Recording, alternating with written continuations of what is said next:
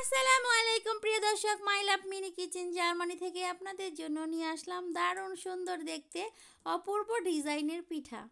এই পিঠাগুলো কিন্তু দেখতে যেমন সুন্দর, খেতেও কিন্তু অনেক মজা লাগে, একদম চিপসের মতো ভীষণ মজাদার। এই পিঠাগুলো কিন্তু বানানো অনেক সহজ, আপনারা কিন্তু না টেনে পুরো ভিডিওটা দেখে নেবেন। তো প্রথমে আমরা 2 কাপ চাউলের গুঁড়ো নিব, শুকনো চাউলের গুঁড়ো। এটা হচ্ছে মার্কেট থেকে কিনে আনা চাউলের গুঁড়ো। তো এখান থেকে আমি ঠিক 2 কাপ নিয়ে নিচ্ছি, কারণ হলো যে অনেক বেশি গোলালে কিন্তু পিঠা বানাতে অনেক টাইম লাগবে, সেজন্য অল্প করেই বানাবো। এই 2 কাপ চাউলের গুঁড়োর জন্য আমি পানিটা মেপে মেপে দিব। এখানে আমার কতটুকু পানি লাগবে সেটা আমি অল্প অল্প করে দিয়ে গুলিয়ে নিব, কারণ শুকনো চাউলের গুঁড়োর মধ্যে পানির পরিমাণটা একটু বেশি লাগে। তো কতটুকু লাগবে সেটা অবশ্য জানি না, তো আজকে আর কি প্রথম বানাচ্ছি শুকনো চাউলের গুঁড়ো দিয়ে, সেজন্য অল্প অল্প করে পানি দিয়ে আমি ব্যাটারটা তৈরি করে নিচ্ছি। আর আপনারাও এই কাজটা করবেন, যখন নাকি এরকম পিঠার এই যে ব্যাটারটা গুলিয়ে নেবেন, সব সময় অল্প অল্প করে পানি দিবেন। বেশি পানি দিয়ে দিলে কিন্তু পাতলা হয়ে গেলে পিঠাটা আর হবে না, সেই জন্য। তো এই যে দেখুন, আমার এখানে মনে হয় আর কি টোটালে 2 কাপ মতো পানি লেগেছিল। আর সেটা আর কি কোনো সমস্যা না, ঠিক আপনারা যখন গোলাবেন লক্ষ্য করবেন যে ঠিক এরকম হচ্ছে কিনা। আমি দেখাচ্ছি আপনাদেরকে। এই যে এইভাবে চামচের উপরে তুলে ঝাঁকুনি দিলে এইভাবে পড়বে, ঠিক এরকম হবে এই ঘনত্বটা আর কি। তো এখন গোলানোর পরে এই যে চামচের সাথে এরকম করে যখন উঠবে, ওঠার পরে আপনি একটা আঙ্গুল দিয়ে এইভাবে টান দিলে যখন দেখবেন যে আর মিলিয়ে যাচ্ছে না, ঠিক তখনই বুঝবেন যে পারফেক্ট হয়েছে। আর এর মধ্যে কিন্তু আমি একটু লবণ দিয়ে দিয়েছিলাম, সেটা অবশ্য স্কিপ হয়ে গিয়েছে, আপনারাও কিন্তু লবণটা চেক করে নেবেন দিয়ে অল্প করে। আর এখানে এই যে জার্মানিতে সব গাছের পাতাগুলো পড়ে গিয়েছে, এখন এই পাতাগুলো আমি এনেছি, এনে পাতাগুলোকে ধুয়ে নিয়েছি। তারপরে এখানে এই যে পাতার মধ্যে একটু তেল ব্রাশ করে নিচ্ছি আর কি, একটা টিস্যু পেপারের সাহায্যে। এভাবে করেই মুছতে হবে, টিস্যু পেপার দিয়ে বা সুতি কাপড় দিয়ে মুছে নিয়ে তেলটাকে ভরিয়ে নিতে হয় আর কি। তো এখন এই যে একটা পিঠা আপনাদেরকে বানিয়ে দেখাচ্ছি, দেখুন পাতাটার উপরে ঠিক প্রথমে একটা গোল দাগ দিয়ে নিচ্ছি। তারপরে এই যে এভাবে করে দেখুন আমি যেভাবে করছি আর কি, এটা কিন্তু মানে বলে বোঝানো যাবে না, জাস্ট দেখে নিতে হবে কিভাবে আমি কাজটা করতেছি। দেখুন এইভাবে করে দাগ কেটে নিচ্ছি জাস্ট। তো এখন এই যে আমরা যে এই বেটারটা চাপ দিয়ে দিয়ে বের করছি হাত দিয়ে, তো বের করার সময় কিন্তু একদমই থামা যাবে না, একসাথেই করে নিতে হবে এক চান্সে। দেখুন যখনই আমি যেই পাশে যাচ্ছি সেখান দিয়ে কিন্তু এক চান্সে করে নিচ্ছি। তো এই যে এভাবে করে এই ডিজাইনগুলো কিন্তু সিরিঞ্জ দিয়ে এত সুন্দর হতো না, সিরিঞ্জ ছাড়া এই যে পাইপিং ব্যাগ দিয়ে করছি আমরা। তো আপনাদের কাছে যদি পাইপিং ব্যাগ না থাকে, যে কোনো প্লাস্টিকের ব্যাগের ভিতরে ভরে কিন্তু খুব সহজে এইভাবে করে সিরিঞ্জ পিঠাগুলো বানিয়ে নিতে পারবেন আপনারা। তো সিরিঞ্জ দিয়ে বানাতে গেলে কিন্তু বারবার সিরিঞ্জের মধ্যে ঢুকাতে হয়, তারপরে চেপে চেপে বের করতে হয়, অনেক সময় শক্ত শক্ত হয়ে যায়, বের হতে চায় না। আর এইভাবে করে আমি যেভাবে বানাচ্ছি, এইভাবে দেখুন কত ইজিলিভাবে হয়ে যাচ্ছে পিঠাগুলো, একেবারেই সহজ, অনেক ভালোভাবেই হয়ে যাচ্ছে, কোনো একটুও দানা দানা রয়নি, ভিতরে সুন্দরভাবে পড়ে যাচ্ছে, একদম স্মুথ করে গুলিয়েছি।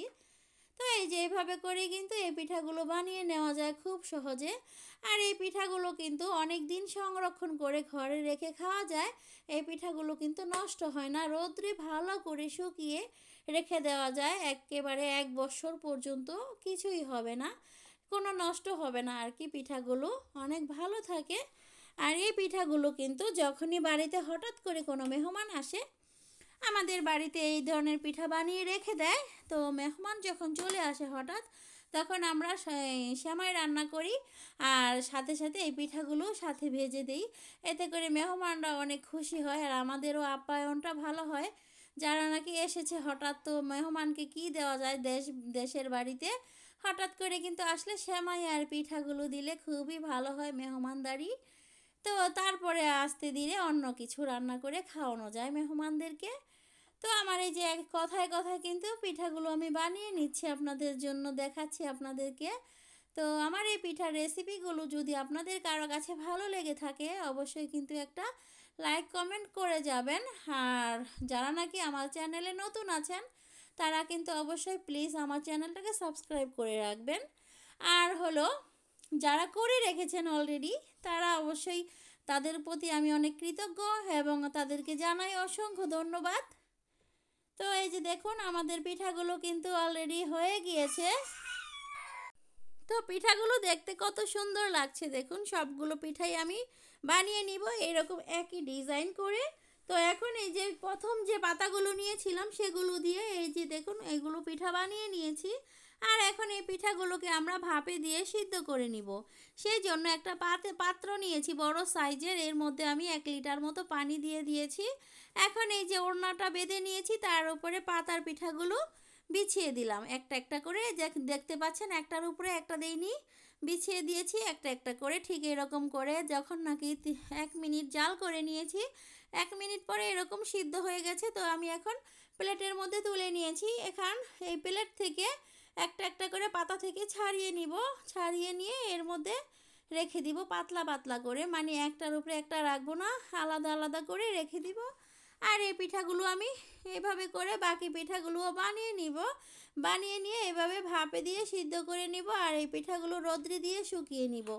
তো আমাদের এখানে রৌদ্র ওঠে না, অনেক দিন লেগেছে পিঠাগুলো আমার শুকাতে, প্রায় 7-8 দিন পরে শুকিয়েছে। মানে শুকানোর পরে আপনাদেরকে দেখাতে নিয়ে আসলাম যে এই যে দেখুন এইরকম হয়েছে পিঠাগুলো শুকিয়ে।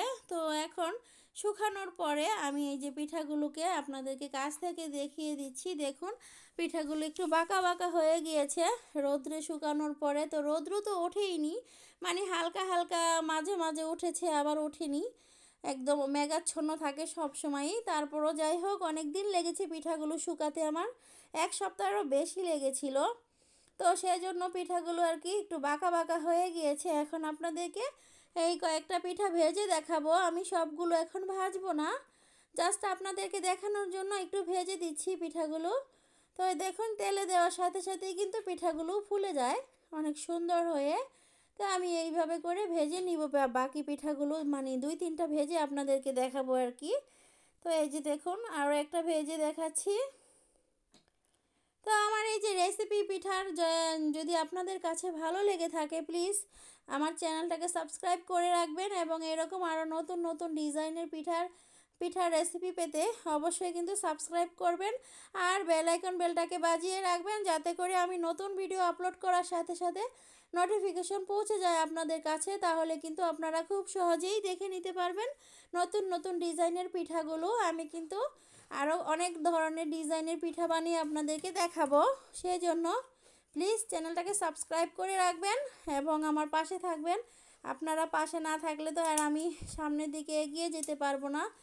এই আর কি, যাই হোক একটা পিঠা আপনাদেরকে ভেঙে দেখালাম কতটা মুচমুচে হয়েছে। তো এই যে দেখুন কতটা শব্দ হচ্ছে। তো এই যে বাকি পিঠাগুলোও কিন্তু বানিয়ে নিয়েছিলাম, সেগুলো আবার আপনাদেরকে একটু দেখিয়ে দিলাম। তো সবাই ভালো থাকবেন, সবার জন্য আমি দোয়া করি সবার মনের আশা আল্লাহ পাক পূরণ করুন, সেই সাথে সাথে আমারটাও যেন পূরণ করে। আমার জন্য সবাই দোয়া করবেন। আল্লাহ হাফেজ।